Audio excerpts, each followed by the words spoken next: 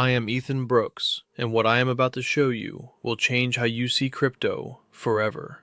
Right now, every major economy on Earth is racing to build its own digital money, digital dollars, digital euros, digital yuan, tokenized bonds, stablecoins, trillions of dollars being converted into code. But nobody is asking the one question that changes everything. When every country builds its own closed digital system, what actually connects them? Because here is the brutal reality. A digital dollar cannot talk to a digital yen. A tokenized European bond cannot seamlessly settle with a Chinese CBDC. These systems are being built in silos, and the entire new digital financial world is heading toward a wall. Unless there is a neutral bridge sitting in the middle, and that bridge already exists. We are talking about a single asset, engineered specifically for this moment, with no country controlling it, no government able to freeze it, no central bank able to print more of it. Stay with me, because by the end of this video, I am going to show you something that will make you understand why this asset is not just another crypto play. This is about the actual plumbing of the new global financial system. And the number sitting at the center of this story is $3.7 quadrillion,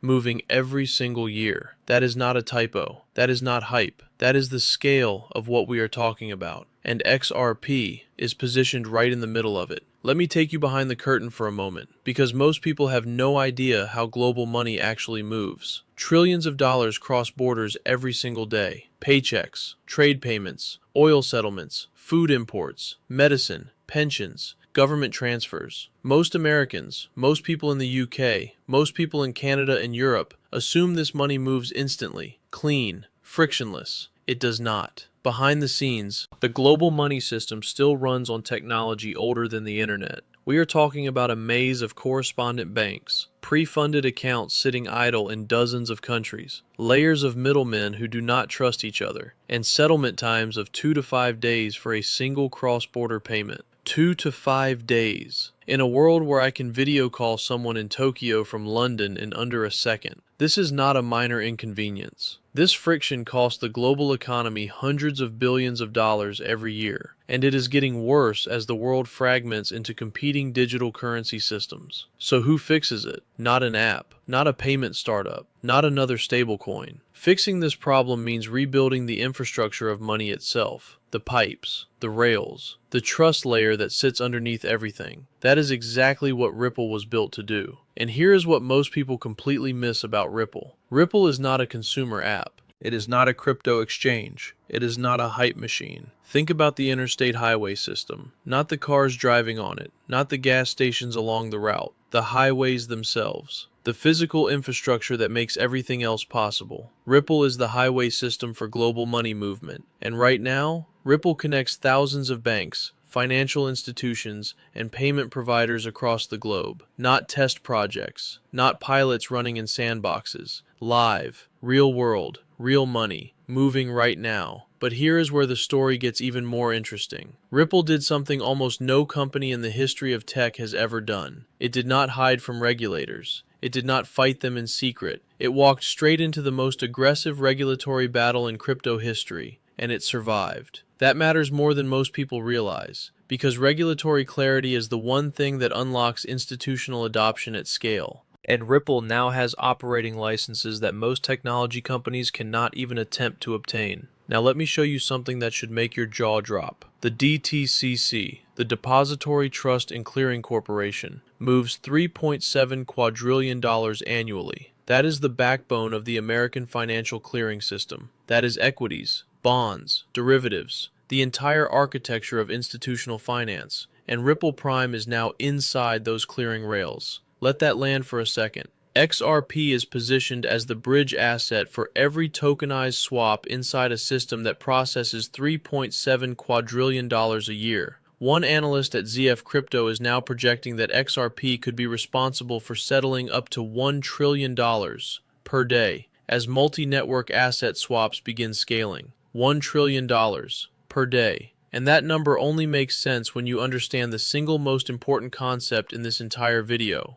Why XRP being nationless changes everything. Most people hear the word nationless and they think it is a technical detail. It is not a technical detail. It is the entire reason XRP works where nothing else can. Here is the problem with every other proposed bridge asset. A digital dollar is still a dollar. It carries American monetary policy, American sanctions, American political agenda. A digital yuan is still yuan. It carries Beijing's interests, Beijing's restrictions, Beijing's surveillance. An EU-backed token is still tied to European central bank decisions. Every country's sovereign digital currency is, by definition, a political weapon as much as a financial tool. The United States has already shown the world how dollar dominance gets weaponized. Sanctions, frozen accounts, countries cut off from the entire global banking system overnight. Russia, Iran, Venezuela. Now, imagine you are Japan settling a trade with Brazil, or South Korea moving funds to the UAE, or an African central bank trying to connect to European bond markets. You do not want to route that value through Washington. You do not want to route it through Beijing. You need something that belongs to nobody, and therefore can be trusted by everybody. That is XRP. No single entity controls the XRP ledger. No government can unilaterally print more of it. No jurisdiction can freeze it. No central bank can dictate who is allowed to use it. In a world where trust in central banks has collapsed after years of money printing and inflation, XRP is the trustless bridge that all sides can actually accept. But wait, because this is where the story gets even deeper. We are not just talking about replacing wire transfers. We are entering the age of tokenization, and tokenization changes the scale of what we are discussing by orders of magnitude. Tokenization means everything becomes a digital on-chain claim. Government bonds, money market funds, real estate, commodities, trade invoices, bank deposits, equities, even carbon credits. All of these tokenized assets will live on different ledgers, central bank chains, commercial bank chains, private permission networks, public open networks. And every single time value needs to move between these incompatible systems, you need something sitting in the middle. The BIS knows this. The IMF knows this. Central banks from Tokyo to Frankfurt are actively studying this problem right now. XRP and the XRP ledger were explicitly designed as the neutral intermediary asset for exactly this function. Bridging incompatible systems, settling tokenized assets, moving value between CBDCs, between bank deposits, between tokenized real-world assets, in 3 to 5 seconds, for fractions of a cent. No pre-funded accounts sitting idle, no correspondent bank maze, no 2 to 5 day delays. Fiat in, XRP bridge, fiat out, settled.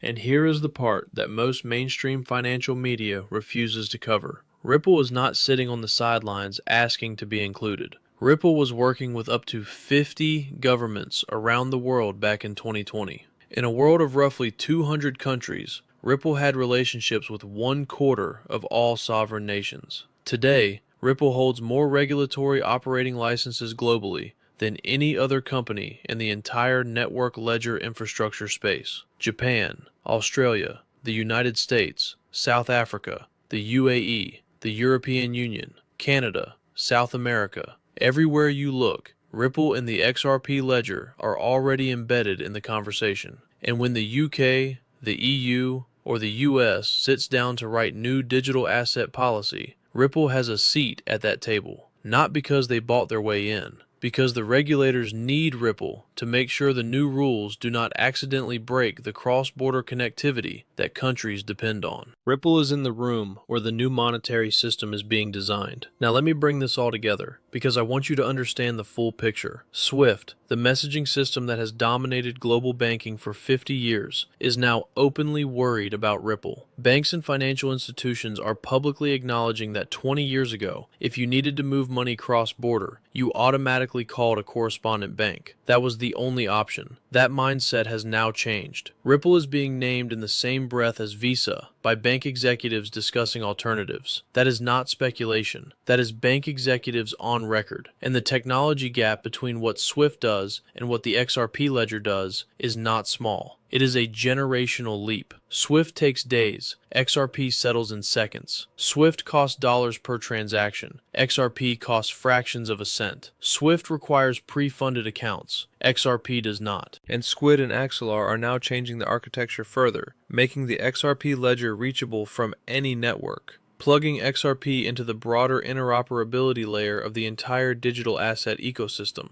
This is how you eliminate the silos. This is how you unlock trapped liquidity across the globe. There are only two major bridge assets in the entire network ledger space right now. XRP, focused on the institutional layer, and Stellar, focused on retail. For every institutional settlement, for every government bond swap, for every multi-currency corporate transaction moving through the new digital financial rails, XRP is the bridge. $1 billion moving between institutions does not flow through Bitcoin. It cannot. Bitcoin was not built for that. Bitcoin is a store of value, not a settlement layer. Stablecoins will play a role, but stablecoins carry the political baggage of whichever currency backs them. The only asset that is fast enough, neutral enough, liquid enough, and trusted by enough institutions and governments to sit at the center of the new global financial system is XRP. And you are watching this video at the exact moment that system is being switched on. If this video changed the way you see XRP, hit that subscribe button right now, because what is coming next makes everything I just told you look small. I am Ethan Brooks. Stay wise, stay positioned, and I will see you in the next one.